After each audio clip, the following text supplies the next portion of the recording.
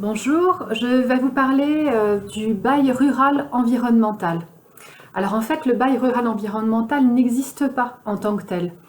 Ce qui existe, ce sont des clauses que l'on va insérer dans le bail rural qui vont imposer aux preneurs des pratiques de nature à préserver l'environnement.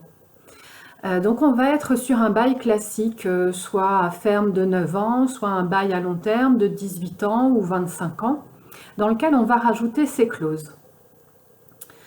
Alors, pour que ces clauses soient valables, il y a 3 cas. Donc il faut être dans un de ces 3 cas et ensuite on a une liste limitative de clauses que l'on peut utiliser. Alors déjà, les 3 cas dans lesquels on peut conclure ce bail. Le premier cas, c'est lorsqu'on est sur un maintien de pratiques environnementales ou le maintien d'infrastructures d'intérêt écologique. Le deuxième des cas, c'est lorsque le propriétaire bailleur est une personne morale de droit public ou une association, on va voir tout à l'heure. Et le troisième des cas, c'est la situation géographique du terrain, lorsque ce terrain qui est loué est situé dans une zone préservée, bénéficiant d'une protection liée à l'environnement. Alors voilà, matériellement, le premier des cas, c'est celui du maintien de pratiques culturelles ou d'infrastructures d'intérêt écologique. Donc peu importe qui est le propriétaire bailleur, ça marchera, peu importe la situation géographique. Ce qu'il faut, c'est un maintien de pratique. Par exemple, on l'utilise beaucoup sur des exploitations qui sont déjà en agriculture biologique. Et le propriétaire bailleur va imposer au maintien de l'agriculture biologique sur les parcelles qui sont louées. Mais ça pourrait être aussi d'autres situations, le maintien d'un muret, etc. Ça, c'est le premier des cas. Le deuxième cas dont on entend le plus parler, c'est lorsque le propriétaire bailleur est une personne morale de droit public, ou alors une association agréée pour la protection de l'environnement, ou même une fondation d'utilité publique.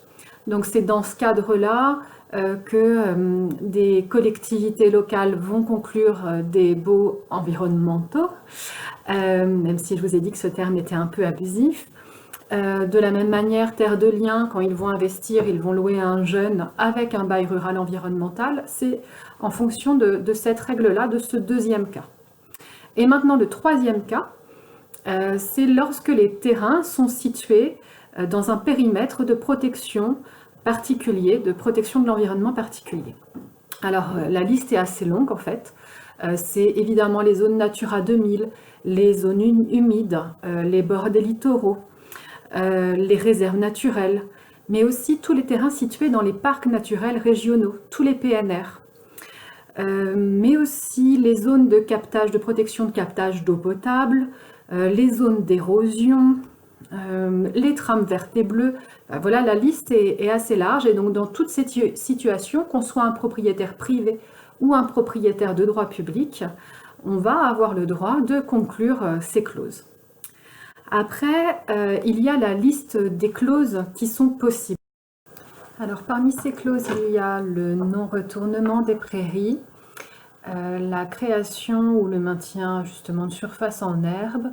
On peut définir des modalités de récolte. Par exemple, on a parfois des obligations de fauche centrifuge, donc faucher en rond des parcelles.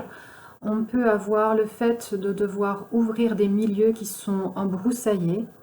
On peut avoir l'obligation de mettre en défense, c'est-à-dire de clôturer une parcelle et d'indiquer qu'il est défendu de rentrer sur cette parcelle. On peut avoir aussi la limitation ou l'interdiction d'apporter des produits fertilisants ou des produits phytosanitaires.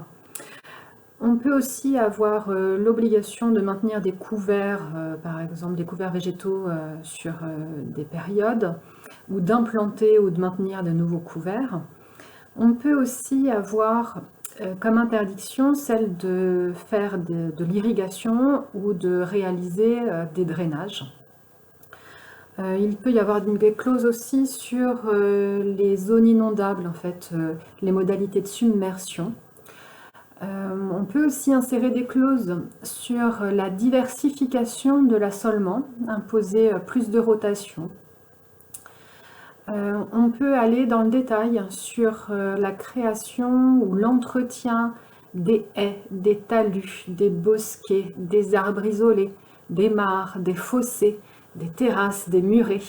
Voilà, en plus de l'obligation légale de ne pas détruire une haie, par exemple, on va pouvoir obliger à ce que cette haie mesure bien tant de mètres pour pouvoir maintenir une biodiversité sur la parcelle, par exemple. On peut aussi imposer certaines techniques de travail du sol. Et enfin, on peut imposer l'agriculture biologique, comme je le disais tout à l'heure. Alors, ce qu'il faut savoir en plus, c'est que le propriétaire peut aussi prévoir dans le contrat de bail des modalités de vérification annuelle de ses engagements. C'est-à-dire qu'on va avoir une clause supplémentaire qui va par exemple dire que le propriétaire a le droit d'accéder aux parcelles pour vérifier que l'engagement est bien respecté.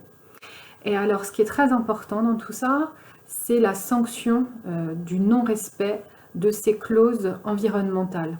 Le fait de ne pas respecter ces clauses environnementales peut entraîner la résiliation du bail ou le refus du renouvellement du bail.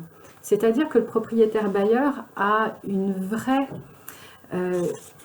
sanction à appliquer et assez rapide, assez noir et blanc en réalité. Il faudra saisir le tribunal paritaire des baux ruraux pour obtenir la résiliation du bail, mais si on arrive à prouver que les clauses qui étaient prévues dans le contrat n'ont pas été respectées, la sanction, c'est la résiliation du bail.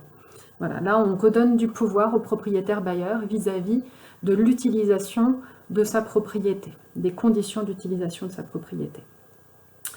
Alors l'autre élément à savoir sur ces clauses spécifiques environnementales insérées dans nos baux ruraux, c'est le fait que le loyer peut être potentiellement minoré. Ce n'est pas une obligation de minorer le loyer, mais comme on limite le droit d'utilisation du fermier, bien souvent ce loyer va être un peu moindre que si on était sur un bail rural sans ces clauses.